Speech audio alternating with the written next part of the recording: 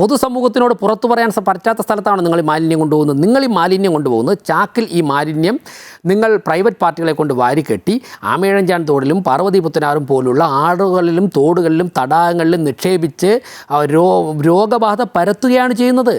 വെള്ളത്തിൻ്റെ ഒഴുക്കിനെ തടസ്സപ്പെടുത്തുകയാണ് ചെയ്യുന്നത്.